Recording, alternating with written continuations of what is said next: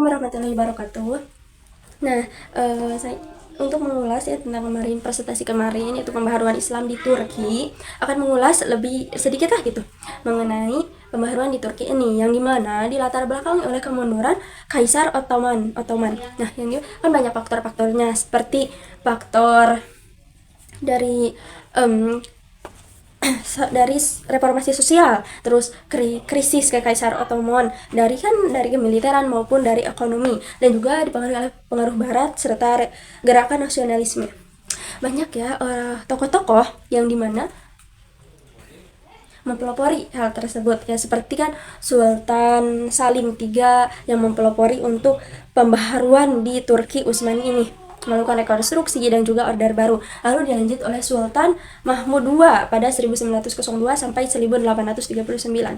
Nah, banyak nih upaya yang dilakukannya dari melanjutkan pembaharuan dari Sultan Salim III ini, seperti yang mereformasi bidang militer, pendidikan, administrasi, juga mendirikan sekolah-sekolah khusus untuk kedokteran, militer, administrasi, juga teknik.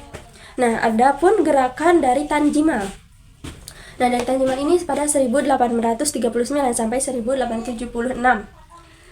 Nah, dari mana rangkaian reformasi yang dilakukan oleh pemerintahan Ottoman untuk mendemokrasi dan juga memperkuat kekaisaran tersebut, seperti reformasi hukum, penerapan hukum sipil, dan juga modern yang menghapuskan hukum syariat dan beberapa aspek.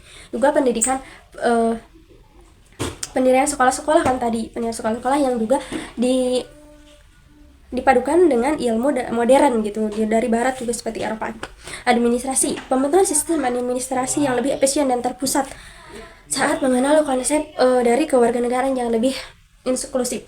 Juga ada infrastruktur, pembangunan infrastruktur ini seperti jalan, rel, kereta api, dan juga teknologi komunikasi. Nah, ada juga ide dari Mustafa Kemal Atatürk.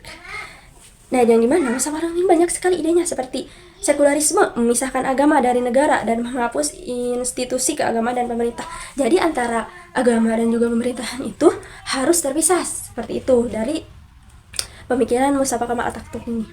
Yang kedua ada modernisasinya mendorong alfabet. Jadi pendidikan ini sekuler dan juga membangun institusi, jadi mendorong untuk menjadi modern dari segi pendidikan, dari segi pemerintahan juga. Dari kesetaraan gender, jadi kan harus setara antara gender laki-laki dan juga perempuan itu setara di Mustafa Kemal Atatürk ini. Jadi ide konsep ini di dunia Islam karena dianggap bertentangan dengan prinsip-prinsip Islam tradisional. Banyak yang melihat sekularisme sebagai ancaman terhadap identitas nilai-nilai Islam.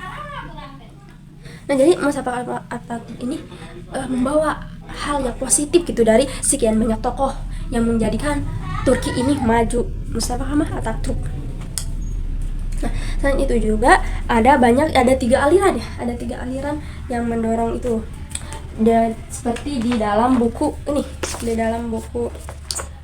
pembaharuan Islam ini kan banyak, ada tiga ya pembaharuan.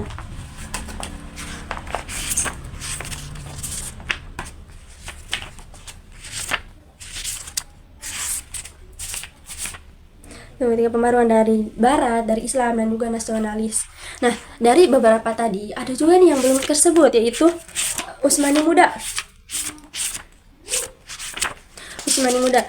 Nah, seperti Utsmani Muda kan tentang banyaknya penetapan kekuasaan absolut sultan.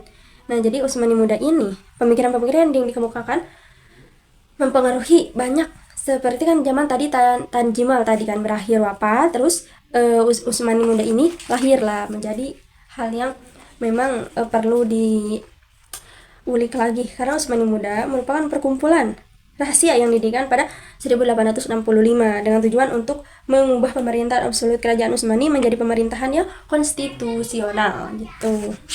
Ini banyak ya yang tadi kan ada Mustafa Kemal Atatürk, terus Tanzimal, terus Utsmani Muda, dari Sultan Mahmud, terus seperti itu. Mungkin sekian untuk penjelasan mengenai pembaharuan Islam di